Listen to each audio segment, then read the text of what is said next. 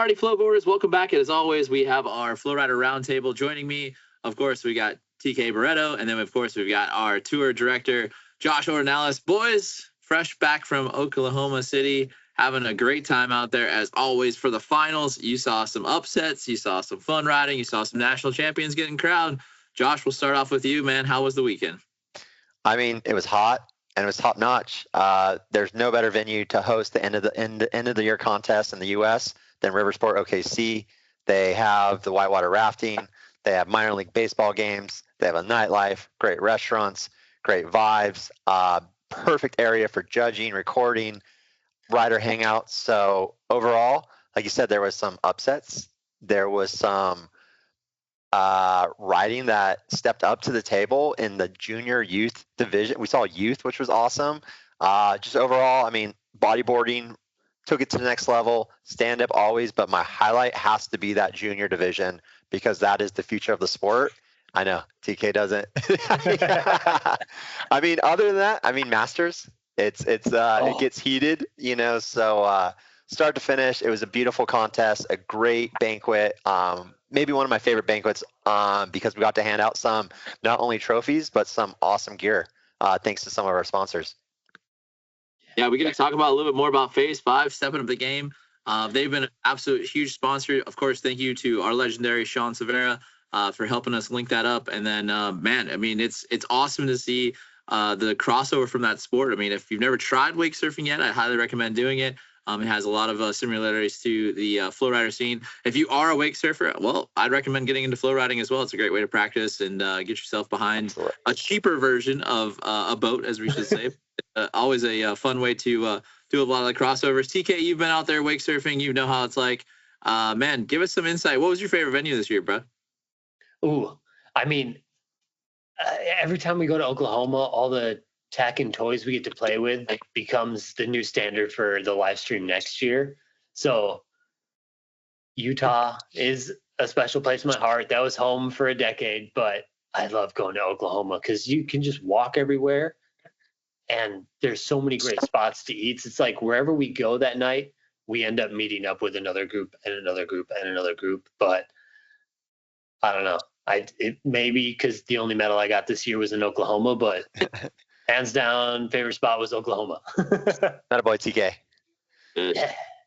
Well, we saw not only Scott Callens, we saw Monica Caffrey, Daniel Schwabchek, and Jen Betts, almost even repeat winners from last year. It's great to see Scott back on top in the pro men's division. He has been full throttle ever since we left Thailand. Josh, what did you think of his performance this season? You know, Scott has just stepped up. He's just setting the bar. I love it because he's bringing that men's division. Everyone's gunning for him. You know, right after the contest in OKC, you had Nate Newman finally get that 360 hard flip that he's been working on all year in best trick. So you know what? Scott's right here, but all the boys they're hot on his tail. You know, Luke got the dub in Poconos. So you have all these riders that always they're pushing, they're looking for new tricks, and I'm already excited for next year. But hats off, Scott. What a great year. You swept it in men's. So gotta give him the shout out on that one.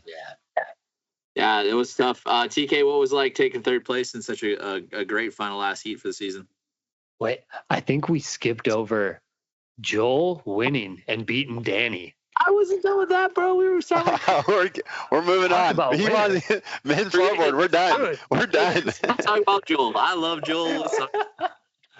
Joel Stevens, top spot over top of Danny. That was a huge win. His first big time pro win. He has been chasing behind Danny for forever. Had been fun to watch. What did you think of that, TK? No, it was awesome. I mean, back to flowboarding a little bit. I kind of snuck in, just got in there, but it was so crazy to see Joel win that.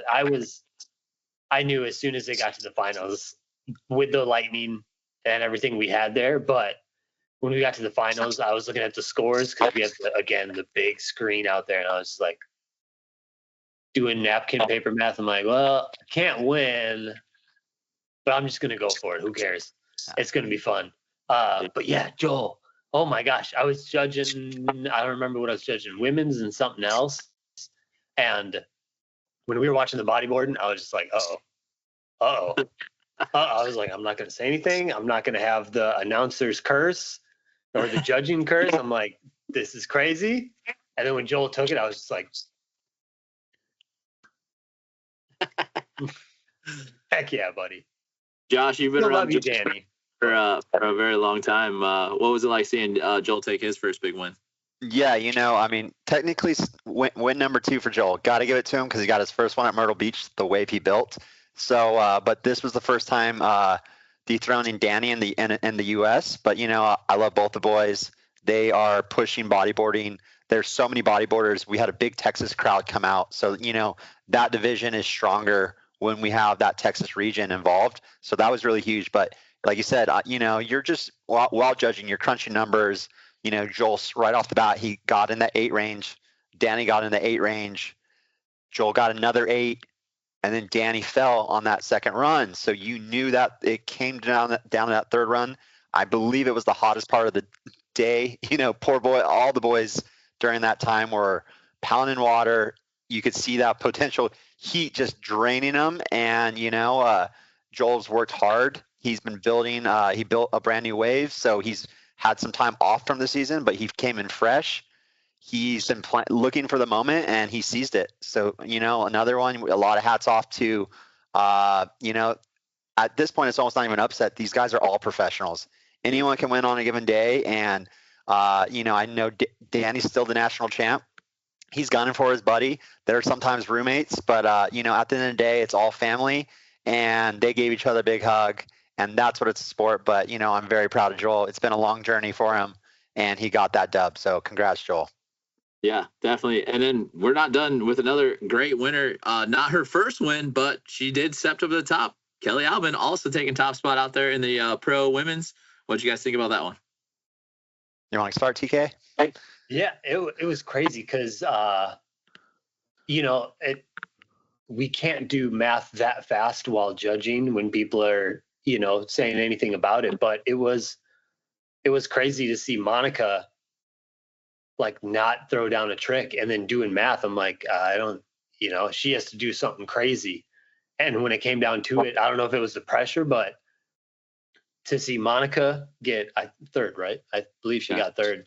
Mm-hmm. And then Kelly just stay consistent the entire time and get above. I was just like, there we go. And even Carolina, did Carolina get second? And it was a tie, actually. Yeah. And then because of the tiebreaker of a higher score, Kelly got the nod. Yeah, it was. Yeah.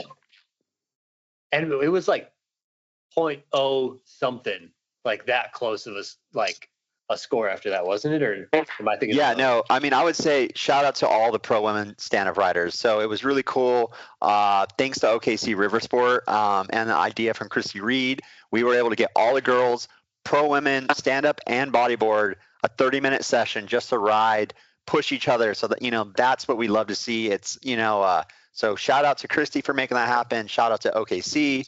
But it's the camaraderie, and they're all trying to build the women's divisions together. And that women from the semifinals all the way to finals, it was tight. There were people getting knocked off by 0.02 ties. It was wild. And like you said, Kelly is consistent. She has switch. So, and she just did what she needed to do. And, Monica's the national champion, and she's going to come back even stronger. I know she, sometimes you take a step back, but it's that 2 steps forward. And I had the privilege working with her on Thursday before the contest, focusing on that tray flip. We've done the big flip boot camps, and I think those tricks that we're landing in, that Monica's landing, the other riders, is only going to push the other girls. You have girls throwing the ollie oop, varial flips now, kick flips. So it's like that's what's going to push that whole division, and it's exciting, and they're all doing it together. And that's my favorite part. There's going to be multiple winners throughout the season, and they're doing it together. And that to me, that's what's the best part about that women's division, is that they're all pushing each other, and we want to see those big tricks. Yeah. Yeah. I mean, the cool part is about this is, like you said, Josh, we are all still a massive flow family. We love to see the progression of the sport. No matter who's taking to that top spot, we keep pushing each other. And we love to see it. And we love to see you guys do that. Now comes the hard part. It is the off season. A lot of waves close down. It's hard for people to get riding, but we hope the Stoke's staying alive, and we hope you guys had a great 2025 season with us. we're not done yet. We still got one big competition, as I would like to say. We're heading on down to. Hold on, before we jump to Bahamas, you cannot forget women's bodyboard, Miss Kathy Siebert. We love seeing her. She still throws it down. She has her kids there. I got to help the little one into the water for the youth division, but you have Kathy, Abby, Jen, Winner. The list goes, like those girls are pushing women's bodyboard. So just before we jump to the next one, gotta make sure. Watch this, Josh. So what I was gonna do is say we're heading on down towards and we have our pro women's bodyboarder already locked in with some 30 plus registrations already locked in. We're heading down to Baja Mar. We're gonna talk about a little bit about Jen Betts riding that curl of a wave right there, Josh. She's like, she right when the contest it was pushed, she was the first one that booked her flight. She's like, Josh, I'm going. She found a Memorial Day weekend sale. She's like, I'm going. I'm there. So super pumped. Yeah, like you said, we have 30 riders. It's going to be a lot of pros, which is exciting. But you know what? It's going to be the first time riding the flow curls. So, they've had it's going to be different. It's going to be fun. And I'm really looking forward to that island style down the Bahamas, the good vibes. We have some junior riders coming out. We have some masters riders coming. So it's going to be it's going to be a little shindig. It's going to be fun. And I hope, the best thing is we're going to make some memories down in the Bahamas as a group. Yeah. Yeah. It's the closest way to go home. For all of us, it's pretty close for us from here in Florida.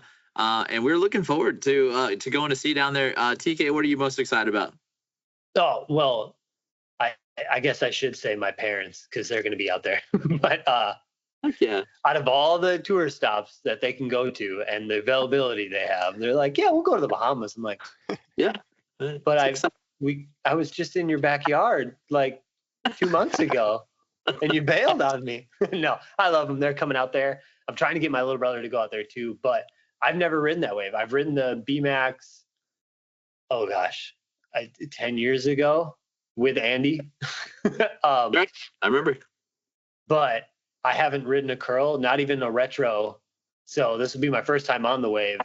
And I'm going to pass off a lot of my duties while we're there because I want to get a lot of ride time on that wave. Joel and Danny got it. They can load up stuff, and Robert can set up the camera. I'm going to be on the wave. Yeah, me too. We have a discount code for you. We're going to keep posting that on our Flowboarders channel.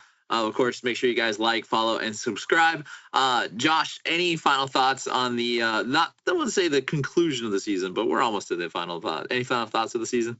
No, for me, the U.S. tour was amazing from start to finish. Starting in Myrtle Beach, going to Margaritaville, then Utah, to the Poconos, to wrapping up in OKC. It was just from start to finish. It was a whirlwind. It was amazing. Great riding all year. The sport is doing this. The community is going up. I think we're tighter than we've ever, that we've been in a long time. So to me, that's what it's about. But also the skill, the youth is coming up. The junior riders are going to start moving up in division. So the progression of the sport's happening. And for me, the Bahamas, it's a celebration. We're gonna, we're gonna have some cash money to hand out. We're gonna have some people gunning for some wins, and we're gonna see some riders we haven't seen a lot. We got Matt East coming. He only came to Margaritaville. I believe you're riding, Andy, and you're not judging. We got Frankie coming from Orlando. So I know he loves that wave. So it's gonna be a really good time. I'm really excited, and we're gonna be in the Bahamas. What more can you ask for? Yeah. Yeah. TK, final thoughts on the season, bud? Oh, I mean, speaking with the Oklahoma guys, I'm going to try even more to make the stream as best we can.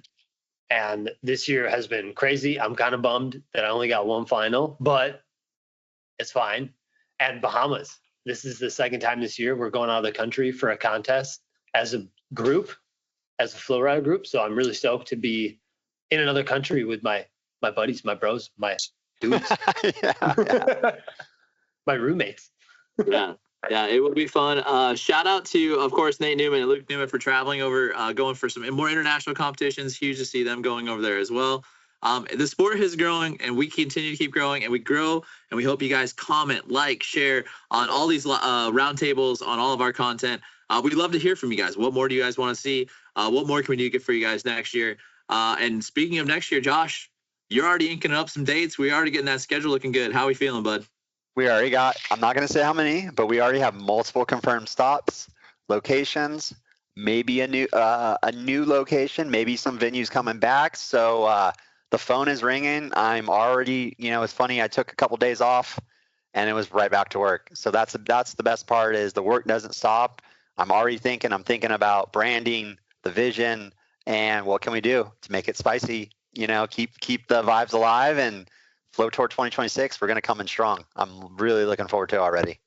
Roller disco. As well. And we're going to have more fun. Always hit that like, subscribe, and comment and share. We love to see you guys. As always, we'll see you on the next wave. Joshua Ornelas, TK Barreto, Andy Haase. See you guys. Bye-bye.